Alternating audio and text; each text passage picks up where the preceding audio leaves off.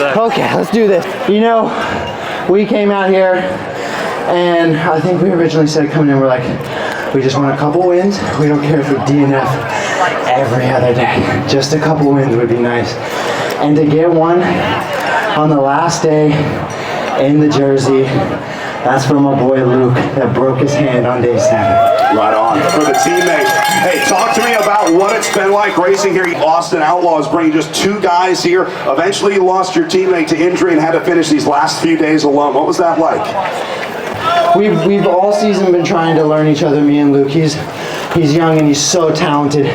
And we got to test a lot of stuff. We came out early success.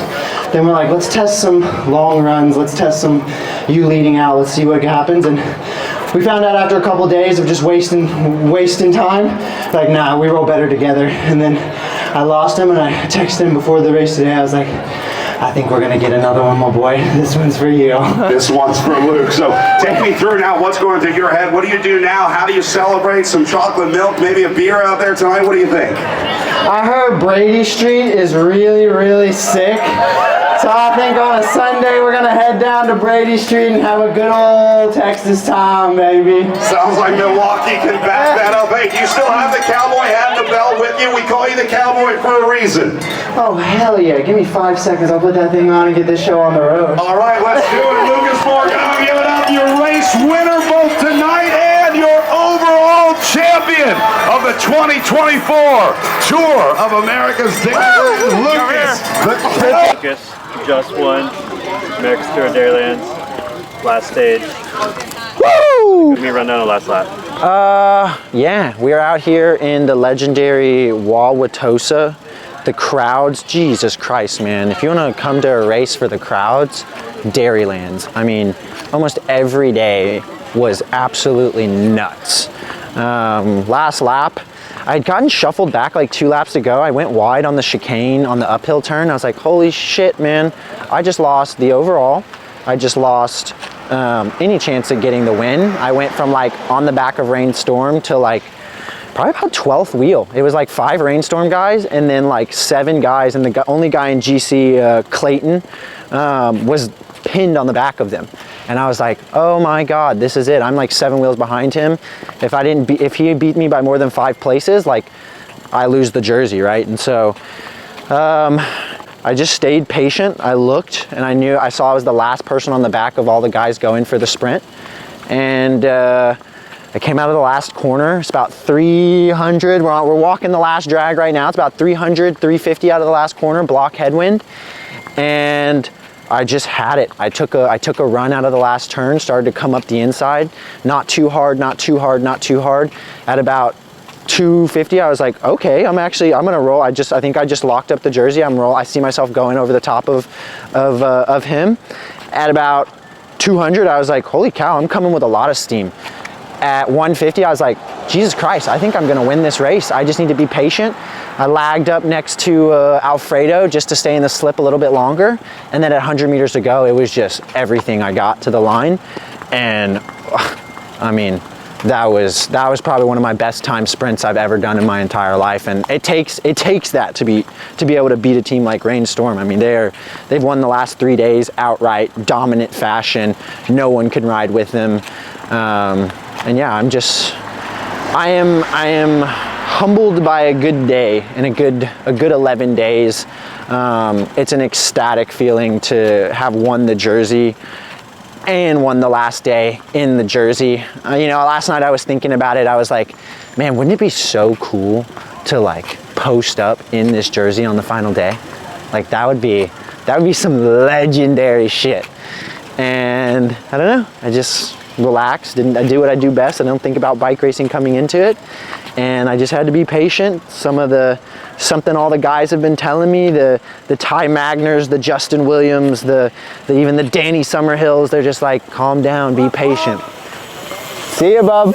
See you guys. Those are the Kiwi boys.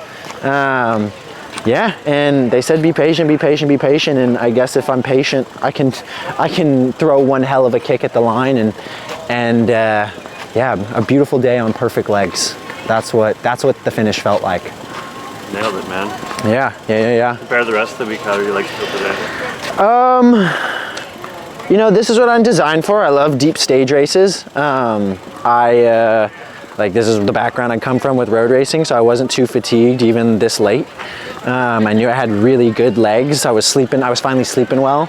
I've been taking 200, 300 milligrams of caffeine every night, and it's been absolutely killing my sleep schedule early in the week.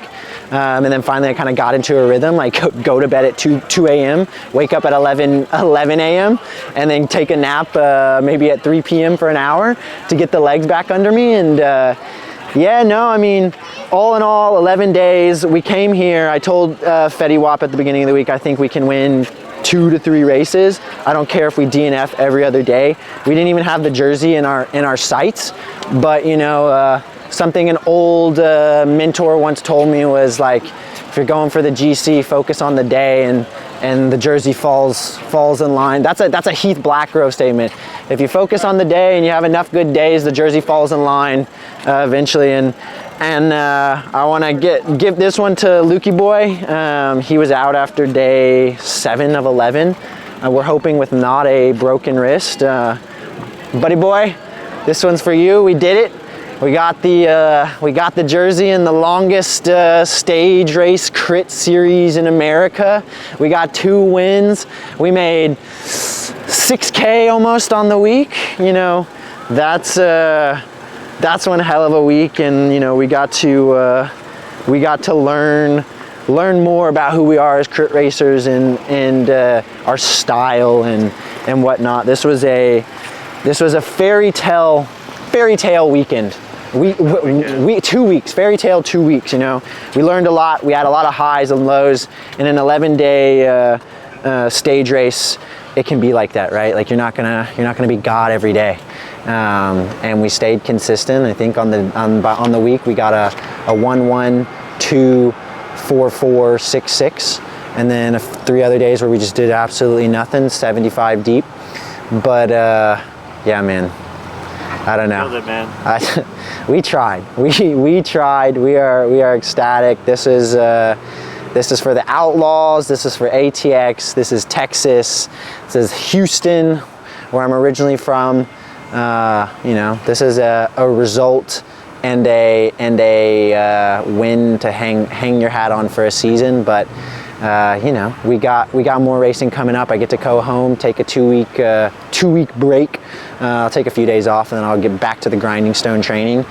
Some mental relaxation, and yeah, man. Back to the grind. Back to the grind. Then we're off to Salt Lake, maybe Gastown, Manhattan Beach, and then we go for an overall. Maybe we'll go for the overall Chicago Grit, formerly Intelligentsia.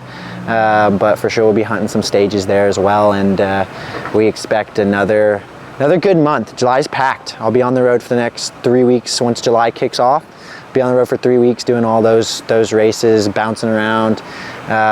It's the crit racer lifestyle. It's like a rock and roll road band, man.